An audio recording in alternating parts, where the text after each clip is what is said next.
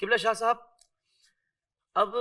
سچی بات ہے کہ ماحول تو ماہ رمضان میں ایسا ہو جاتا ہے کہ ویسے عام حالات میں بندہ کہتا ہے نا یار آفس میں جب نماز کا ٹائم ہوتا ہے تو کوئی بھی نماز کے لیے نہیں اٹھتا، تو یار میری بھی عادت نکل گئی.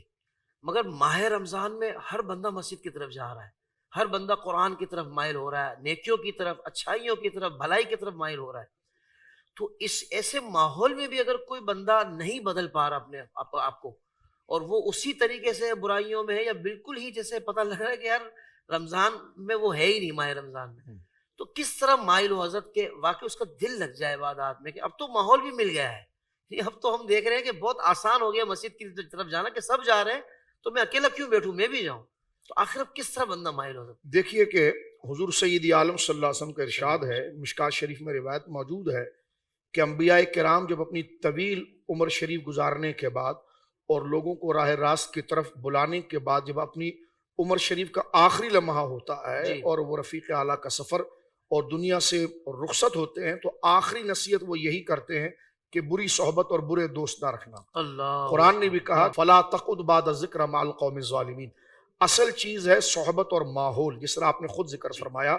کہ اگر بندہ جن کے ساتھ صحبت رکھتا ہے، ماحول رکھتا ہے، ان کے رنگ میں رنگ جاتا ہے. علم نفسیات میں بھی یہ ہے کہ انسان جو ہے وہ فطرتاً تقلید پسند ہے، جن کے ساتھ رہتا ہے اس مزاج کو وہ ایڈوپٹ کر لیتا ہے، اپنے میں حاصل کر لیتا ہے، اس رنگ میں وہ رنگ جاتا ہے. لیکن آپ نے فرمایا کہ دیکھیے کہ جس طرح کہ یہ پروگرام ہیں یا علماء کے دروس سے مساجد کے اندر،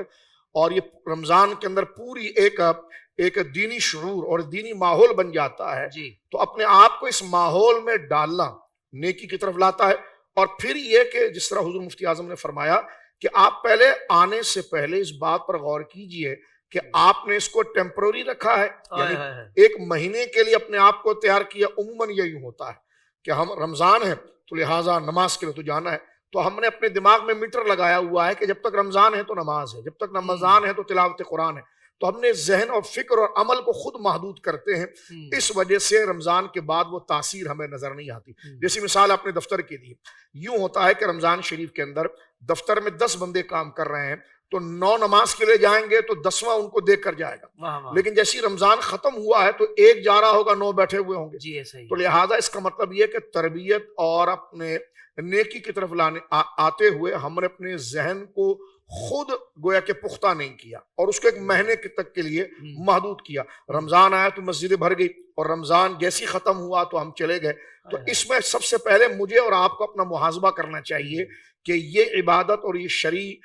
جو ہے کہ وہ احکام جس کے ہم پابند ہیں، یہ ایک مہینے کے لیے نہیں ہے، یہ پوری زندگی کے لیے. یہ مہینہ تو ہماری تربیت کے لیے، اس فکر کو تازہ کرنے کے لیے، برانگیختہ کرنے کے لیے، اور اس کے شعور کو پہلے سے زیادہ اجاگر کرنے کے لیے، ہمیں مزید موٹیویٹ کرنے کے لیے، تاکہ اس کے بعد ہم رکھیں نہیں بلکہ تیزی کے ساتھ پورے سال اور اپنی زندگی کے آخری لمحے کے لیے ہم اپنے آپ کو بیدار رکھیں. تو پہلے اپنا مائنڈ سیٹ بنانا پڑے گا، اور اس فکر کے ساتھ رہیں گے تو یقیناً رمضان ہو یا غیر رمضان، تو یہ ماحول ہماری سوسائٹی کے اندر، ہمارے گھر کے اندر اسی طرح رہے گا جیسے ہم نے رمضان کے اندر بنایا ہے.